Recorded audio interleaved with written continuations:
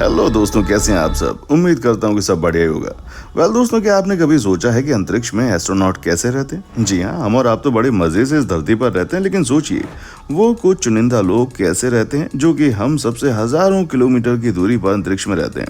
आज हम अपने इस वीडियो में आपको अंतरिक्ष में होने वाली सभी चीजों के बारे में जानकारी देने वाले हैं। दोस्तों, वीडियो को बिना स्किप किए आखिर तक देखिएगा, क्योंकि आज की वीडियो काफी इन्फॉर्मेटिव होने वाली है।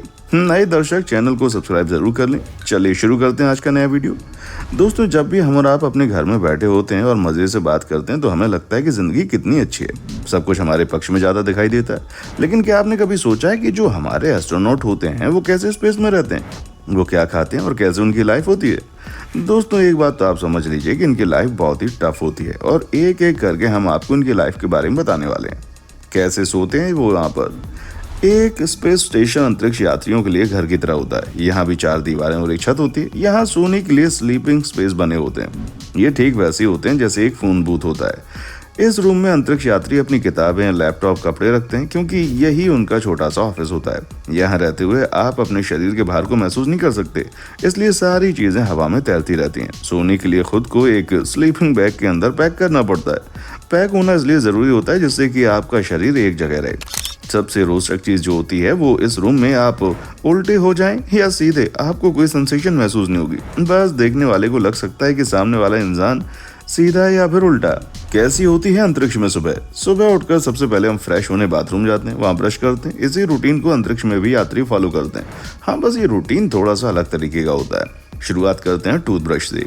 इसके लिए यहाँ बाथरूम बना होता है और एक किट मौजूद होती है जिसमें ब्रश, टूथपेस्ट जैसी जरूरी चीजें होती हैं। ब्रश करने के लिए सबसे पहले पेस्ट को ब्रश में लगाना होता है। सारी चीजें तैरती रहती हैं, लेकिन पेस्ट हवा में नहीं तैरता क्योंकि ये स्टिकी होता है। ब्रश में पेस्ट लगाने के बाद पानी के लिए वाटर किट का इस्तेमाल करते हैं। इस किट से पानी भी लिक्विड फॉर्म में नहीं बनता, बल्कि बबल की तरह आकर तैरने लग जाता है, जैसे को आपको पीना होता है। ब्रश करने के बाद आमतौर पर हम उसे थूक देते हैं, लेकिन स्पेस स्टेशन में इसके 2 ऑप्शन होते हैं। या तो आप पेस्ट निकल जाएं या फिर टॉवल पेपर में थूक दें। ये मत भूलिए कि सामान्य तरीके से बाहर निकालने पर वो तैरने लगेगा।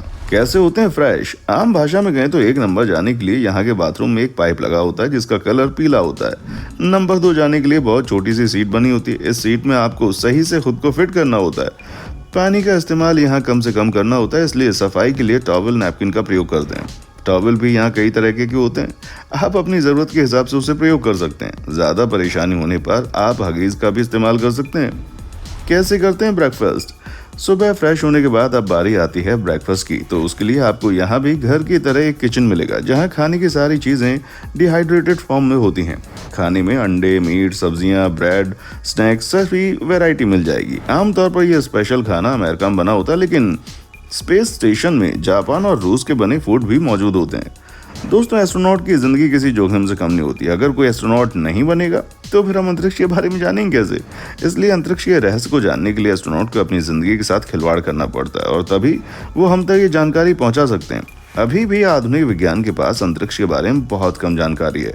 अंतरिक्ष पर बहुत कुछ असाधारण और आशाजनक चीजें हैं जिसके बारे में हमें कुछ ज्यादा नहीं पता। अंतरिक्ष में किसी एस्ट्रोनॉट की मौत होने पर उसकी डेड बॉडी का क्या किया जाता है। दोस्तों, भारतीय संस्कृति में आमतौर पर किसी इंसान की मृत्यु हो जाने पर उसके शव का अतिशीघ्र ही अंतिम संस्कार कर दिया जाता है। डेड बॉडी को ज्यादा देर तक रखने से वो सड़ने लगती है। लेकिन क्या आपने कभी सोचा है, अगर स्पेस स्टेशन में किसी अंतरिक्ष यात्री की मौत हो जाए तो उसके शव का क्या किया जाता है, क्योंकि धरती पर तुरंत वापस आना वैज्ञानिकों के लिए नामुमकिन होता है। तो चलिए आज आपको बताते हैं कि इस कंडीशन में स्पेस स्टेशन में शव का क्या किया जाता होगा। स्पेसक्राफ्ट में अंतरिक्ष यात्रियों के शव को सुरक्षित रखने की कोई सुविधा नहीं होती और ना ही अंतरिक्ष में शव को जलाया जा सकता है। इस दौरान एस्ट्रोनॉट के शव को धरती पर लाने के लिए मिशन को अधूरा भी नहीं छोड़ा जा सकता। ऐसे में शव के साथ जो किया जाता है वो जानकर आप हैरान हो जाएंगे। स्पेस में जब भी इस तरह की स्थिति बनती है तो ऐसे में शव को एयर लॉक में पैक करके स्पेस में छोड़ दिया जाता है। ऐसा करने के बाद डेड बॉडी अंतरिक्ष में ही ठंड के कारण आइस मम्मी में तब्दील हो जाती है। शव को स्पेस में छोड़ने के बाद अगर वो किसी चीज से टकराता नहीं है तो वो निश्चित अनिश्चित काल के तक स्पेस में बना रहेगा। विशेषज्ञों की माने तो ये शव लाखों वर्षों तक इसी तरह मम्मी बनकर अंतरिक्ष में रह सकता है। दरअसल ये बात उस वक्त सामने आई थी जब नासा के अपोलो मिशन के दौरान बने स्पेस सूट का टेस्ट किया गया।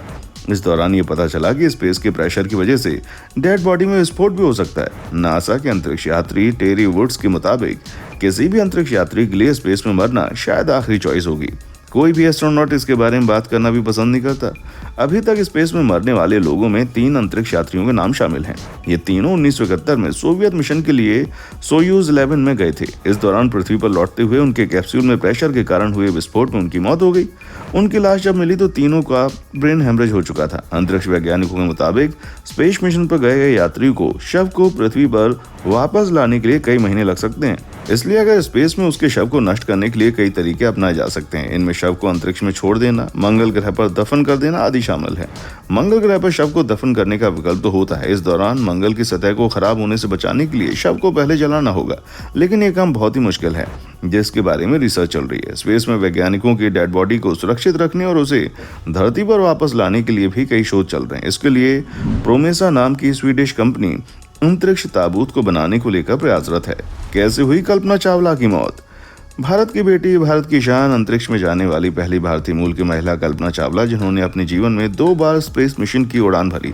पहली उड़ान तो सफल रही, लेकिन दूसरी बार स्पेस से लौटते समय धरती पर उतरने से कुछ ही मील दूरी पर एक ऐसी घटना घटी जिससे स्पेस शटल के साथ साथ उसमें सवार सभी एस्ट्रोनॉट्स आग की गोले में तब्दील हो गए। आखिर उस दिन स्पेस शटल के साथ ऐसा क्या हुआ था, और क्या नासा को इस दुर्घटना की खबर पहले से थी? उस भयानक दुर्घटना से पहले कैसा था कल्पना चावला के सपनों का इनक्रेडिबल सफर? चलिए आज इन सारी बातों को जान लेते हैं। कल्पना चावला का जन्म 17 मार्च साल 1962 को हरियाणा के करनाल में हुआ था। कल्पना अपने चारों भाई बहनों में सबसे छोटी थी। उन्होंने अपनी प्राथमिक शिक्षा टैगोर बाल निकेतन स्कूल से पूरी की थी। साल 1976 में कल्पना ने पंजाब इंजीनियरिंग कॉलेज के एरोनॉटिकल इंजीनियरिंग में बैचलर की डिग्री कंप्लीट की। साल 1982 में वो अमेरिका चली गई और वहां जाकर उन्होंने यूनिवर्सिटी ऑफ टेक्सास से एरोस्पेस इंजीनियरिंग में मास्टर की डिग्री प्राप्त की और इसी दौरान ही उनकी मुलाकात जीन पियरे हैरिसन से हुई। साल 1983 में उन्होंने हैरिसन से शादी कर ली। 1988 में यूनिवर्सिटी ऑफ कोलोराडो बोल्डर से एरोस्पेस इंजीनियरिंग में पीएचडी की और उसी साल उन्होंने नासा के साथ काम करना शुरू कर दिया। साल 1991 में उन्हें अमेरिका की सिटीजनशिप मिल गई और फिर दिसंबर 1994 में उन्हें अंतरिक्ष यात्री के 15वें समूह में शामिल किया गया। कल्पना ने पहली उड़ान 19 नवंबर 1997 को अमेरिका के स्पेस सेंटर से भरी, जिसमें कल्पना चावला सहित 6 क्रू मेंबर सवार थे। 15 दिन और 16 घंटे बीत जाने के बाद 5 दिसंबर 1997 को धरती पर सफलतापूर्वक वो वापस भी आ गई, जिससे वो अंतरिक्ष में जाने वाली पहली भारतीय मूल की महिला बन गई।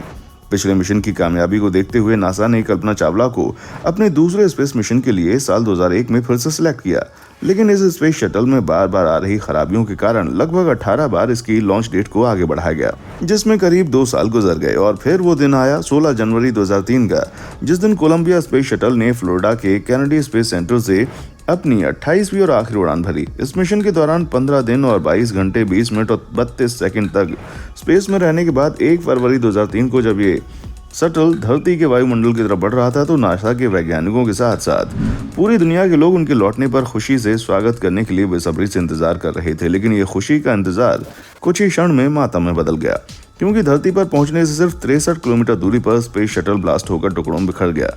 कुछ सालों तक तो ये किसी को मालूम ही नहीं चला कि आखिर यह हादसा हुआ कैसे। सारी दुनिया यही समझती रही कहीं ना कहीं क्रू मेंबर से कोई गलती हुई होगी, लेकिन जब नासा ने इस मामले में बारीकी से जांच की तो ऐसा सच निकल के आया जिसने सबको हैरान कर दिया। नासा के मुताबिक ये पूरा हादसा इंसुलेशन फॉर्म के कारण हुआ। तो शायद आप ये सोच रहे होंगे कि इंसुलेशन फॉर्म आखिर क्या होता है। तो दोस्तों, सरल भाषा में जाने तो इंसुलेशन फॉर्म को रॉकेट के टैंक पर लगाया जाता है ताकि बाहर की गर्मी उसके अंदर ना जा सके। जब ये स्पेस शटल लॉन्च किया जा रहा था तब टैंक से जुड़ा इंसुलेशन फॉर्म का एक टुकड़ा टूटकर प्लेन के लेफ्ट विंग में जाकर टकरा गया था, जिसके कारण स्पेस शटल के विंग में लगभग 8 से 10 इंच का गहरा छेद हो गया था। और किसी ने ये सोचा भी नहीं होगा कि इंसुलेशन फॉर्म का एक छोटा सा टुकड़ा प्लेन के विंग को इतना ज्यादा नुकसान पहुंचा पाएगा। जबकि ये स्पेस शटल धरती पर वापस आएगा तब ये हवा के दबाव को झेल नहीं पाएगा, जिसके कारण सारी हीट इसके अंदर चली जाएगी और ये भयानक हादसे का शिकार हो जाएगा। नासा के मुताबिक दुर्घटना का असली कारण इंसुलेशन फॉर्म ही था। इस हादसे के 10 साल बाद एक खुलासा किया गया कि लॉन्चिंग के दौरान इस फॉर्म के टूटने वाली घटना को नासा की मैनेजमेंट टीम ने देख लिया और नासा इस बात को पक्के तौर पर समझ गया था कि कोलंबिया स्पेस शटल के सभी क्रू मेंबर धरती पर सुरक्षित नहीं लौटेंगे। लेकिन फिर भी नासा ने इस बात को अपने सभी क्रू मेंबर से छुपाया और उन्हें मरने के लिए छोड़ दिया।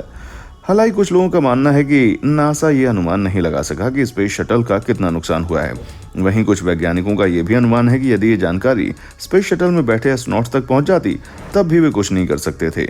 इसके अलावा एक तर्क ये भी दिया जाता है कि नासा के वैज्ञानिक ये नहीं चाहते थे कि मिशन पर गए क्रू मेंबर घबरा जाएं और अपनी जिंदगी के कुछ आखिरी दिन ये सोचकर गुजारें कि हम बहुत जल्द मरने वाले हैं, इसलिए शायद ऐसा कुछ सोचकर नासा ने यह मुश्किल भरा डिसीजन लिया हो। आपको क्या लगता है, हमें कमेंट बॉक्स में आकर बताएं। दोस्तों, वीडियो अच्छी लगी है तो चैनल को लाइक, शेयर और सब्सक्राइब जरूर करें। देखने के लिए शुक्रिया।